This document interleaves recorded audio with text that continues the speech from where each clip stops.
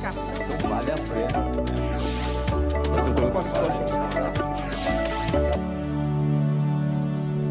Olá, você já viu um animal em situação de risco e maus tratos? No mesmo instante vem a vontade de fazer alguma coisa para mudar aquela situação.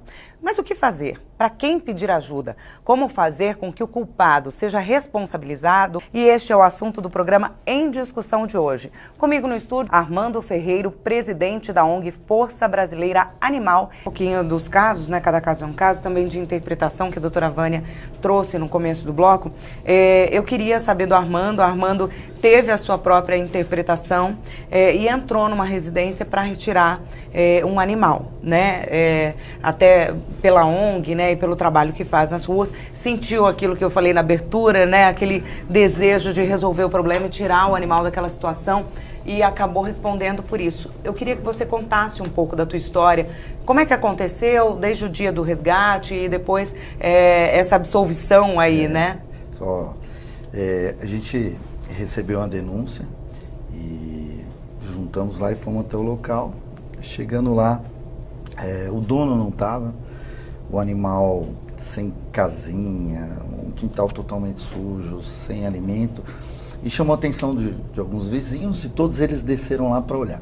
E eles falaram: olha, pelo amor de Deus, tira o animal daí, não sei o que, porque a gente que alimenta, a gente que está dando água, comida aqui todo dia, enfim. Nisso, um vizinho ao lado, ele falando: olha, vocês não tem que ficar, vocês não vão tirar o animal daqui. A gente falou: não, a gente vai voltar depois. Nesse momento ele virou e falou: se vocês voltar depois, o animal não vai estar mais aí, porque eu vou dar jeito nesse animal. Então aquilo eu pensei, bom, se a gente for embora, e a gente ainda tentamos, a gente tentou fazer ligação para o 90, né? No momento ali a região não pegava, não pegava, e tentando fazer de alguma forma. Então foi quando eu chamei esse vizinho, estava tentando negociar com ele ali de alguma forma, para que a gente conversasse, que eu sempre acho, né, correto. E as meninas se precipitaram com aquilo e retiraram a cadelinha, entraram no carro: vambora, bandido, vambora. E aquela coisa: vambora então. E a gente foi embora, claro, até com medo da ameaça do cara, que ele falou, né, meio ríspido ali com a gente. A gente voltou para São Paulo, levou a cachorrinha no veterinário, e a gente acabou assumindo, né, o risco de responder, obviamente. Eu estava falando aqui para a doutora, assumiu o risco, acabou. Então a gente foi embora. E quando 2 dias depois a gente se apresentou ao DP, o primeiro DP, com as provas, os laudos e tal, eu tentei conversar, eu não sou não sou conhecedor do direito, né? Mas assim, algumas coisas para ter conhecimento para atuar, expliquei para o doutor algumas coisas. O doutor falou: olha, aqui para mim tem mais evidências de furto do que nos tratos. E, claro, o direito dele, o trabalho dele, ele tocou ali, e foi a promotora também, né? Então, assinou, mandou, a gente foi denunciado. Bom, foi 2 anos de agonia, com medo dessa cachorrinha voltar, porque de fato o rapaz batia nela quando voltava, bêbado. Isso foram unânimes as testemunhas a falar, e a cachorrinha estava muito mal, e a gente ficou com muito medo de ter que devolver a cachorrinha no processo lá adiante. A gente passou por alguns problemas, porque a polícia militar aborda a gente, né? E aí: tem passagem? Não, a gente esquece, né? E aí o cara vem e fala assim: como você não tem? Você furtou o quê? Porque só aparece furto, né? Então o cara chega pra mim e fala: você furtou o quê? Né? De uma forma meio: não, calma, eu vou te explicar. Olha, até você explicar. O cara já, né, na rua ali, ele tem que saber com quem ele tá lidando, né? Bom, e a gente passou ali 2 anos assim, exatamente assim, para procurar emprego também. Passei cada uma, mostrar, aí tirou o antecedente, viu lá: pô, furto, peraí, a gente vai mandar para nossa comissão lá de direito, para estudar o que é isso, né? Furto do quê? O cara vai trabalhar aqui, então a gente passou. Bom, chegou o dia da audiência, e o juiz, quando chamou a gente à sala, chamou a doutora veterinária, que fez os laudos, ela explicou tudo, como era aquele laudo, no que ela se baseou.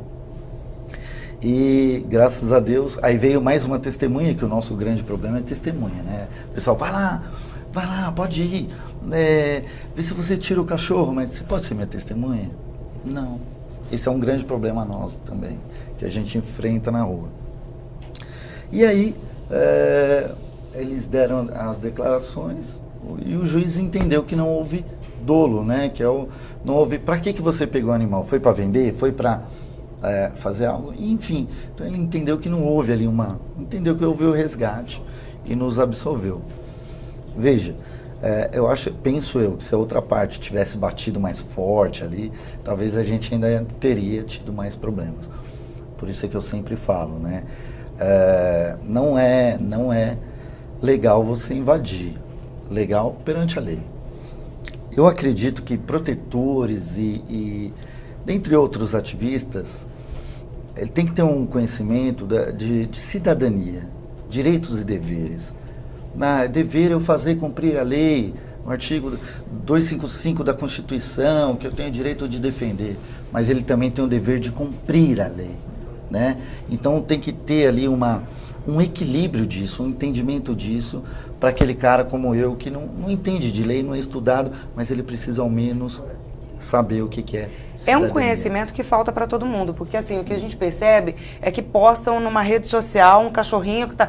Todo mundo já começa a marcar, todos os protetores da região do local, vai lá, por que não pegou, né? Então, assim, quem atua na rua e faz resgates, a gente sabe que tem essa, né? As pessoas até se conhecem, olha, eu não posso ir, vai você, e tal. Essas pessoas também são muito pressionadas por pessoas que conhecem menos ainda da legislação, né, doutora? Queria que a senhora explicasse, então, um pouquinho dessa questão de invadir ou não, porque a gente também vê isso nas redes sociais.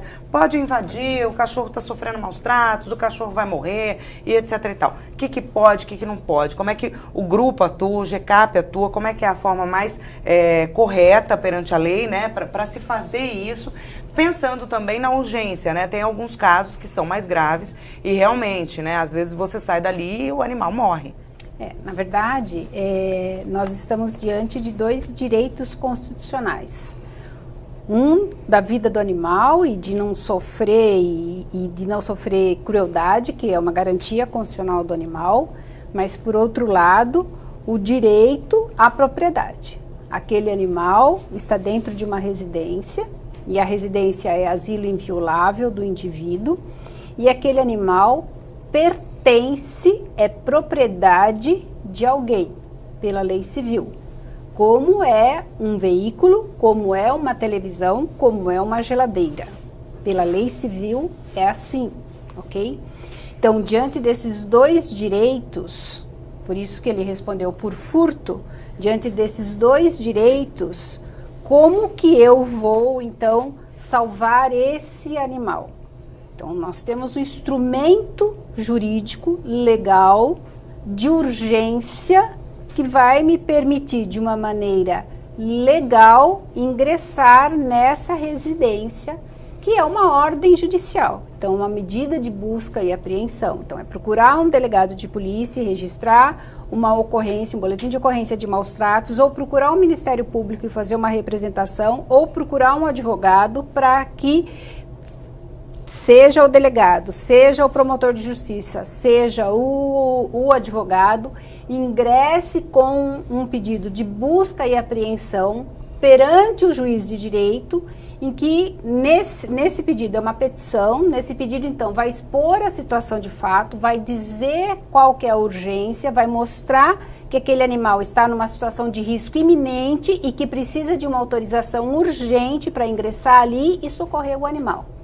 Como é uma cautelar, como é uma medida cautelar, o juiz se manifesta no mesmo dia ou no máximo no dia seguinte. Doutora, o que a pessoa que vai fazer, pedir uma medida como essa, o que ela tem que ter? Porque às vezes a pessoa só tem um endereço, não tem o nome do proprietário do animal, não tem nada, só o endereço é suficiente? Ela tem um endereço, ela precisa de uma testemunhas ou ela precisa de um mínimo de evidência de que aquilo está acontecendo. Então ela tem um filme do animal, porque tem que ter um filme ou alguma coisa para mostrar que o animal está ali, como que o animal está numa situação, foto, filme. Uma foto ou uma testemunha ou alguém que fale assim, olha, o animal está ali realmente, eu não sei, sofrendo, enfim, tem que ter um mínimo de indícios não é para que demonstre a situação de urgência.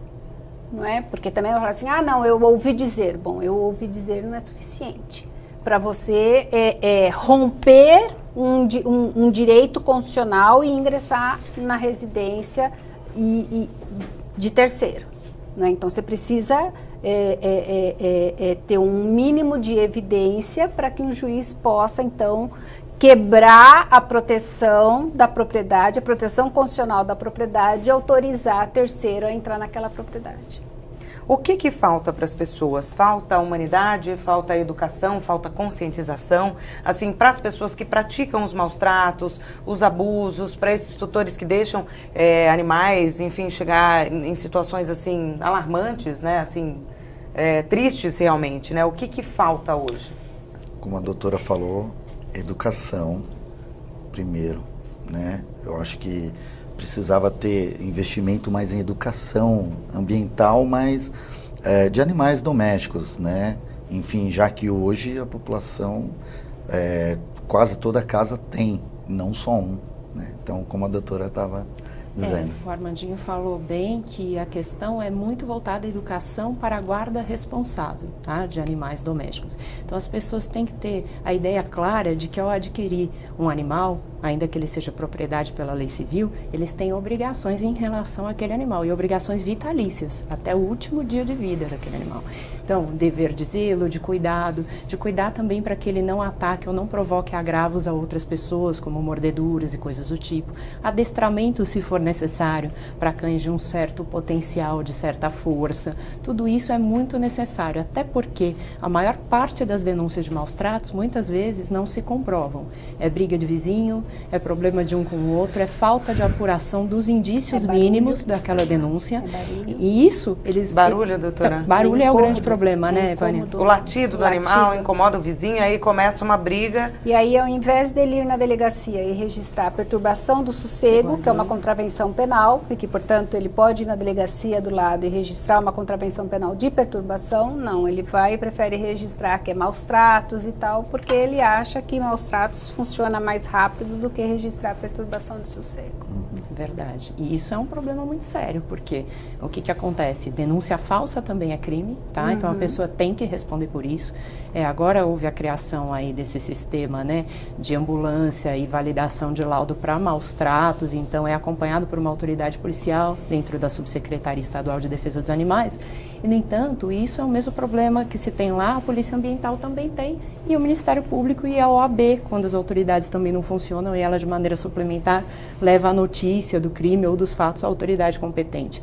As denúncias, muitas vezes, prescindem do mínimo de lógica e de apuração. Então, você ouviu um grito de um animal, você não sabe se ele está senil, porque animais senis às vezes vocalizam durante a noite. Você não sabe se ele tem um problema, uma doença que o leve àquilo, mas ele está em tratamento. Você não se comunica com seu vizinho. Esse é o grande problema das pessoas hoje. Elas não querem se comunicar e muitas vezes elas nem podem. Moram em comunidades dominadas pelo tráfico ou por outra situação qualquer, então elas têm medo de falar de um vizinho para o outro, ou simplesmente apontam o dedo, né? Então você tem que ter noção de qual é o manejo de cada espécie. Um gato é diferente de um cachorro, de um pássaro, tá certo? Você pode ter uma propriedade por sobre um animal desde que você zele para que ele esteja em condições mínimas de bem-estar, e aí bem-estar é tudo, liberdade para expressar o seu comportamento natural, estar livre de fome, sede, estresse, de machucados, enfim, de tudo isso. Isso é a liberdade garantida, 5 liberdades, né, que a teoria do bem-estar animal, a ciência do bem-estar animal hoje estuda dentro da medicina veterinária.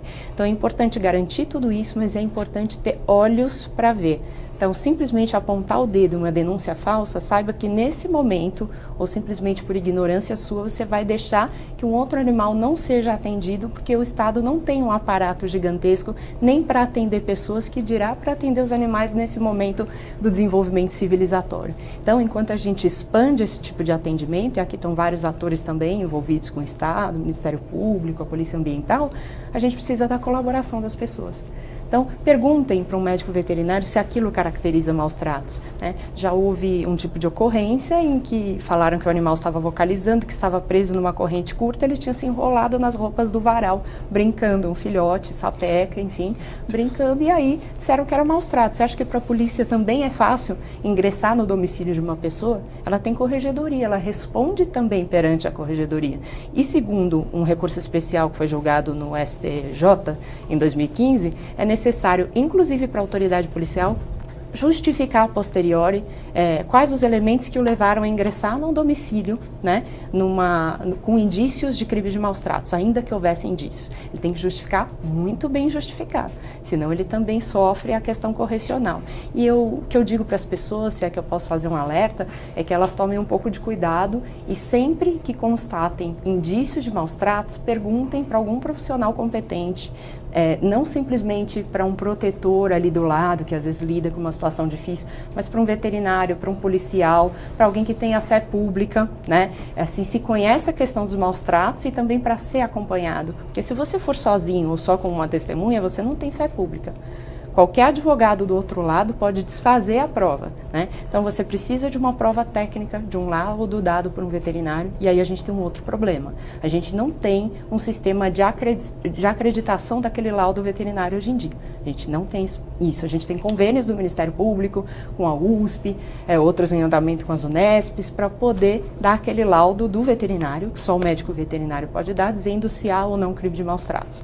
Porque a doutora Vânia deixou bem claro aqui, existem crimes que são de fácil aferição, modalidades de maus tratos, né? Então você viu o animal golpeado, mutilado, tudo isso é fácil, levou uma facada, arrancou uma perna, fácil de visualizar para um leigo ou para um policial, mesmo policial que seja treinado. Agora, se você colocar um crime, ele não está alimentado com ração da maneira mais adequada, ou a vasilhinha dele de água está suja, isso abre margem para interpretação, porque ainda hoje a doutrina clássica do direito penal entende que para ser configurado o crime de maus tratos é necessário dolo específico. Há uma tendência para mudar isso agora, há uma tendência, mas é uma jurisprudência moderna. Então, ainda é necessário provar que houve, de maneira popular, intenção de fazer mal ao animal. Se você não prova isso, você não consegue condenar alguém por maus tratos no Brasil. A gente vai continuar daqui a pouquinho e eu vou trazer com a doutora Vânia aí esses casos de brigas, enfim, que acredito que o grupo também tenha presenciado, né, doutora? Daqui a pouquinho a gente volta. O programa em discussão faz agora um rápido intervalo, não saia daí, a gente volta já já.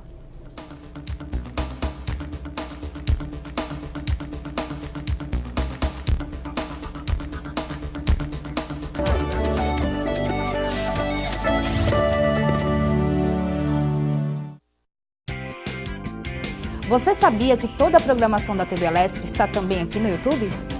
Todo o conteúdo da TV pronto para assistir a qualquer momento e compartilhar de onde você estiver.